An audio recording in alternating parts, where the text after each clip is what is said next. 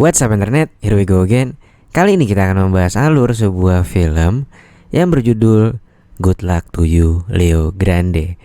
Dirilis pada tahun 2022 lalu, bercerita tentang seorang wanita bernama Nancy berumur 55 tahun yang merasa kesepian, lalu Nancy mulai memesan seorang pria melalui aplikasi online bernama Leo. Ketika keduanya bersama dalam beberapa sesi, Nancy menemukan kesenangan dalam hidup yang tak pernah dia dapatkan dari suaminya di rumah.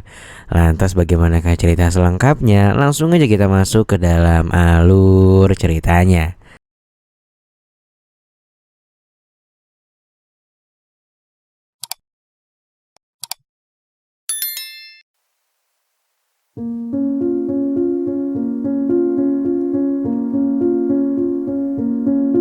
Film dibuka di sebuah kamar hotel.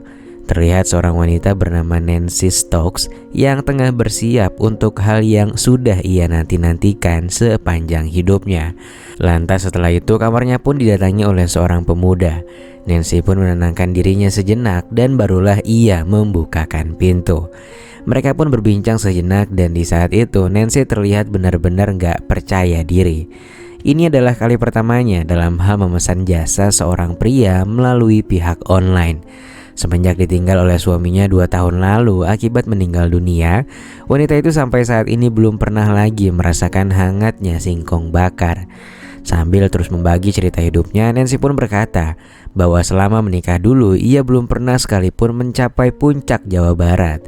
Ia mengaku suaminya yang dulu satset banget cuy kalau berpusreng. Jadi selama ini Nancy hanya berpura-pura di depan suaminya kalau dia lagi puas. Mendengar cerita Nancy, Leo pun langsung tahu kebutuhan dari lawan bicaranya itu. Dan semua kode-kode halus dari Nancy adalah hal yang mudah untuk ia lakukan. Nancy juga sebenarnya sedikit malu dengan usianya yang sudah tak lagi muda. Untungnya Leo tak mempermasalahkan hal itu dan ia justru memujinya sembari mengatakan kalau wanita manapun berhak mencapai puncak Jawa Barat. Nancy terus berbincang dengan Leo agar ia merasa cukup nyaman saat nanti berpusreng. Dia berbagi detail tentang anak-anaknya yang sudah dewasa. Namun dia nampak agak kecewa dengan anaknya tersebut karena merasa ditinggalkan begitu saja. Dia juga bercerita tentang pekerjaannya yang sebelumnya, yaitu sebagai guru pendidikan agama cuy.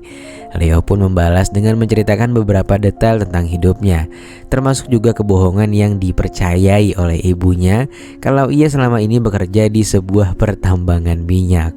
Meskipun ia menyembunyikan pekerjaan yang sebenarnya dari keluarganya, Leo nggak mengungkapkan rasa malu ataupun penyesalan tentang pekerjaannya yang sekarang ini. Dia menganggap pekerjaan ini sebagai layanan yang diperlukan oleh banyak orang. Hingga larut malam mereka pun belum juga melaksanakan hal yang seru-seru itu. Nancy lalu menceritakan pengalaman paling indah yang pernah dia alami saat ia masih muda dulu. Suatu hari ia liburan keluarga di Yunani. Lalu seorang pekerja hotel terlihat tertarik padanya. Lantas ketika mereka hanya berduaan di taman hotel itu, secara nggak sengaja Nancy justru melaksanakan perpusrengan duniawi dengan pria tersebut. Padahal saat itu kondisinya Nancy udah nikah dan punya anak cuy.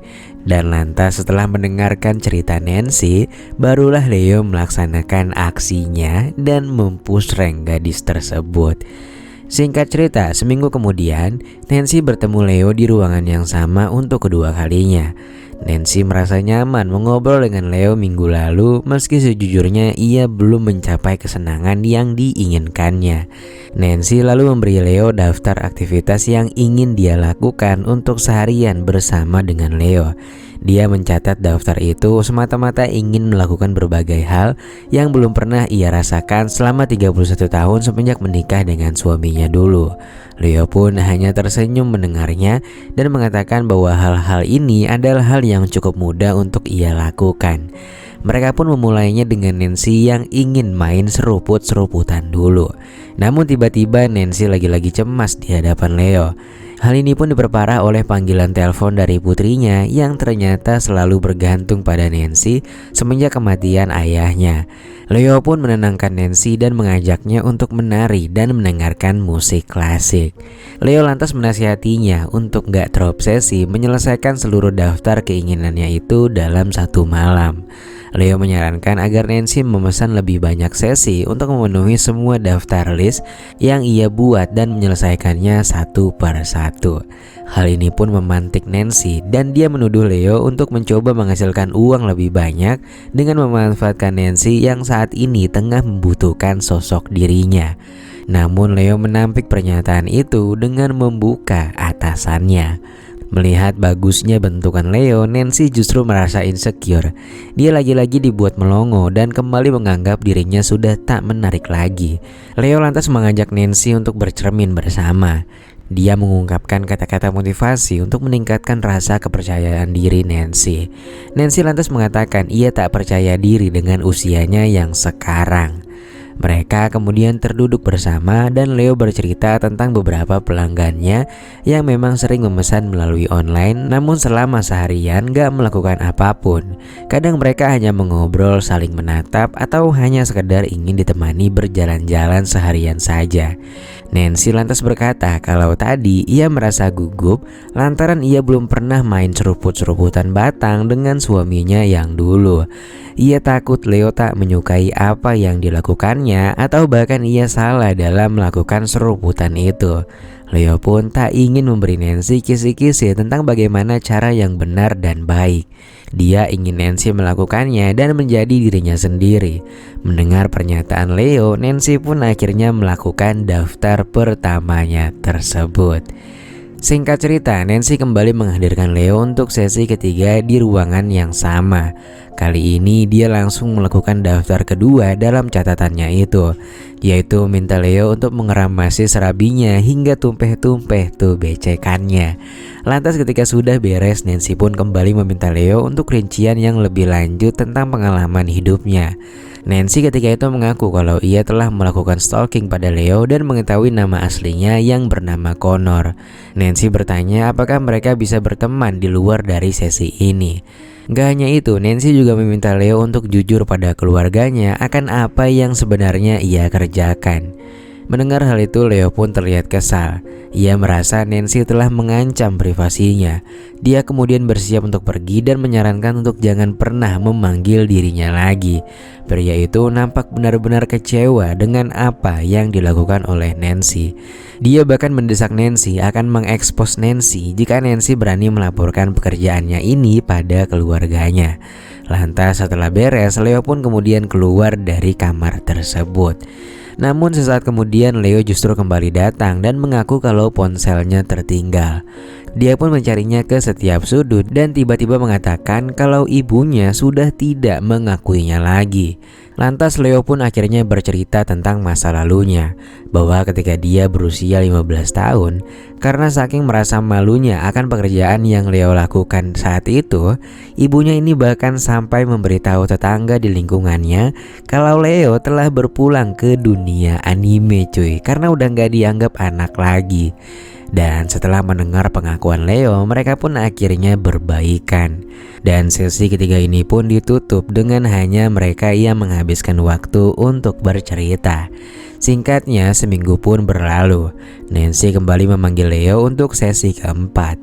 Namun kali ini dia ingin situasi yang berbeda. Nancy ingin mereka mengobrol terlebih dahulu di restoran hotel sehingga dia bisa berbincang lebih lama dengan Leo. Lantas singkatnya, seorang pramusaji pun mengantarkan Leo ke restoran hotel ini. Mereka kemudian mengobrol bersama dan Nancy memberitahu nama aslinya yang sebenarnya adalah Susan. Dia berterima kasih kepada Leo karena telah membuatnya merasa percaya diri dan dia telah merekomendasikan Leo kepada beberapa teman setongkrongannya yang dia yakini sangat membutuhkan layanan semacam ini.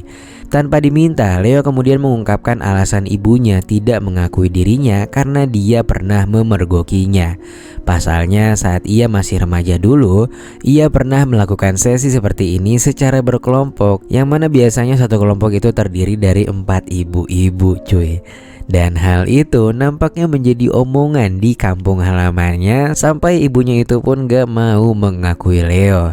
Lantas seorang pelayan bernama Becky mendatangi mereka dan ternyata ia adalah salah satu mantan siswa Nancy.